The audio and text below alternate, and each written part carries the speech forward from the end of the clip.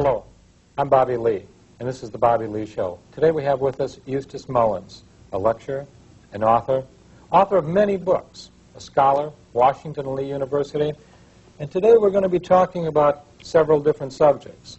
But this particular subject is the most important for today's political venue. And Eustace has written a book called The World Order. Now, Mr. Mullins has been working for the last 50 years to research important questions that need to be answered in relationship of Middle America to the political evolution. Eustace, tell us a little bit, if you would, how you got started in being an author. Well, I had always intended to be an author, but I had intended to write novels, perhaps some poems, and I had absolutely no interest in any research or any nonfiction work. I didn't consider that as creative writing.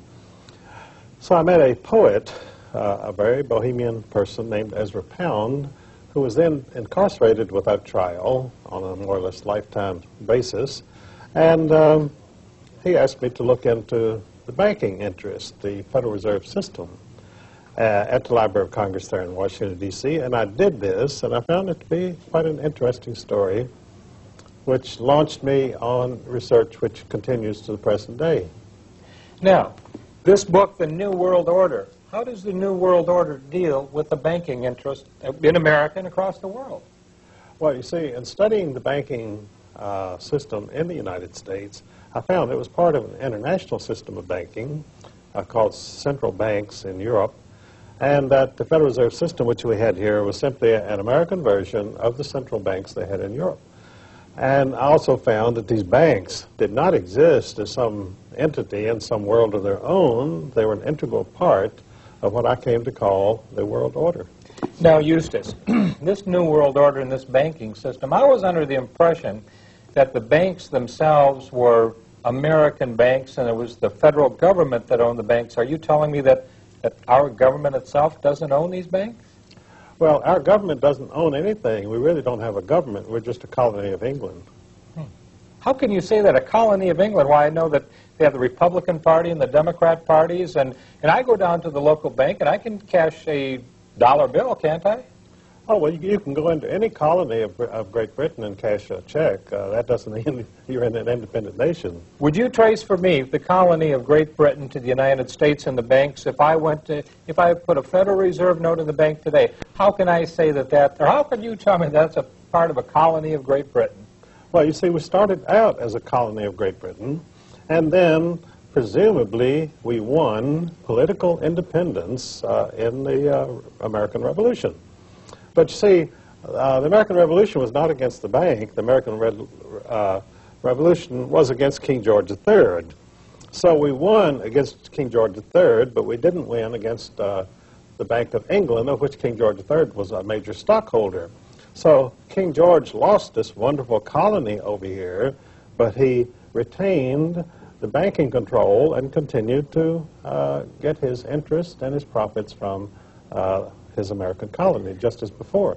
Okay, let's go from King George to the Federal Reserve. What happened in between? Because there was some time in there, and some people say that Andrew Jackson was one of the best presidents this country ever had. Could you tell us about him, and what did he do in regard to banking? Well, you see, immediately after the Revolution, when we had our wonderful independence and we could have the 4th of July and shoot off firecrackers and still pay interest to the Bank of England, which no one seemed to mind because they didn't know about it, and so Andrew Hamilton reestablished the Bank of England presence in the United States of America immediately after the Revolution, called the First Bank of the United States, which Jefferson strongly opposed. And when Jefferson became president, he refused to renew the charter of this foreign central bank, the First Bank of the United States, so it went out of existence. And in revenge for that, England declared war on us, and we had the War of 1812, which was simply a banking war. Of course, you won't read that in any history book in England or in the United States. They tell you that American seamen were being impressed by the British Navy. They would stop American ships and impress American seamen. And this was the occasion of the war. Well, it had nothing to do with it. It was simply the Bank of England said, we're going to punish the United States for refusing to renew the charter of the First Bank of the United States. So anyway, the first bank in the United States disappeared, and then Nicholas Biddle, an agent of James Rothschild of Paris, chartered a second bank of the United States. And it was doing quite well until Andrew Jackson came along, and he said to the bankers, "You are a nest of vipers, and by God, I will rout you out." And so he did. He removed all of the government deposits from the second bank of the United States in 1836, which caused it to collapse. And in revenge, the Bank of England suspended all American paper, which caused the first Great Depression in the United States, called the Panic of 1837. That was strictly a banker's panic, and of course then the Rothschilds came in and bought up American securities at 1 cent on the dollar and established a great many of the great American fortunes, including J.P. Morgan. But Andrew Jackson himself, you would credit him with at least taking a stand against this banking monopoly that is destroying his America. Well, he was a general and a patriot and an American, and to him the bankers were Satan incarnate. They were robbing and looting this country. They were oppressing the people. They were causing financial depression and widespread suffering, and he said, "I'm going to go after them," and he did. Unfortunately, the history books do not tell you why he did anything that he did, so the American children go to school and they have no idea what all this was about. Neither do the college students. Neither do the graduate college students. You know, I saw a beautiful statue of Andrew Jackson not long ago up in Jacksonville, Florida. And a lot of people don't realize that the state of Florida, the first governor was Andrew Jackson. Yes, that's right. And the city of Jacksonville was named after this wonderful patriot and hero of the American middle class. Now, let's go a little bit further. You mentioned the word Rothschilds. Where did that name come from, please? Well, there was a family of moneylenders in Frankfurt, Germany, named Bauer, which means peasant. And why these moneylenders were trying to call themselves peasants, I don't know, because none of them had ever been near a plow in their life. And so they were moneylenders, and they needed some way of advertising their business. And so the founder of this dynasty, the House of Rothschild, put up a red shield above his door so that people who came from various parts of Europe to change money with him could find it. And so after a few years, people didn't know who Bauer was, but they knew the Rothschild. The red shield was Rothschild. And so he simply began to call himself Rothschild. Okay, now he died eventually, but did he leave a dynasty of some sort? I mean, how did this happen? Well, he left 5 sons who were very well trained by this man, who by that time had become the outstanding moneylender of Europe due to a very peculiar circumstance. King George III and the Bank of England wanted to punish the American colonists for being so obstreperous and for refusing to give all of their profits to the Bank of England from their income. And so when they rebelled, then the British Army did not really want to fight their American cousins. So King George said, well, I've got to get somebody else to fight this war. I need some mercenaries, some hired soldiers. And over in Germany, the Elector of Hesse, a German province, had a very well-trained group of soldiers called the Hessians. And so he said, well, I'll rent these out to you, King George, who was a German himself, by the way, of Hanover. And he said, for $5 million, you can have this nice army. And so George said, all right. And then when the Elector of Hesse got this $5 million, he said, what am I going to do with it? And they said, well, there's a very good investor and financial advisor named Meyer Amschel Rothschild there in Frankfurt. So he let Meyer Amschel lend out this money, which was the biggest chunk of capital in Europe at that time, $5 million. And so Amschel spread it around, and pretty soon he brought back $20 million to the elector, who was very pleased, and kept $5 million for his efforts. So now he was a monetary power himself, and of course the Elector of Hesse let it be known that if you had money to invest, put it in Meyer Amschel's hands. So when Meyer died, he had 5 sons, and so they dispersed themselves over the 5 capitals of Europe, and Nathan went to London, James went to Paris, and so forth. So they now had total control of the monetary resources of Western civilization, the entire continent of Europe.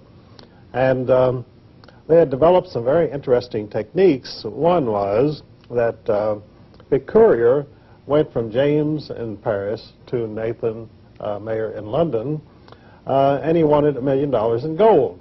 So he would give him a note saying, I want $1 million in gold, but he would not sign it. So if someone came into a Rothschild office, a courier, and said, I have a request here for $1 million that's signed James Rothschild, and Nathan knew it was fake because they didn't sign their communications. Little trickery even then, but I think good little trickery. Well, you live and learn, you know. That's right. So we're talking about the New World Order. In the New World Order, we had the war with England, and that was the Revolutionary War. And there was the banking system that was set up, and that was Alexander Hamilton that set it up originally after that.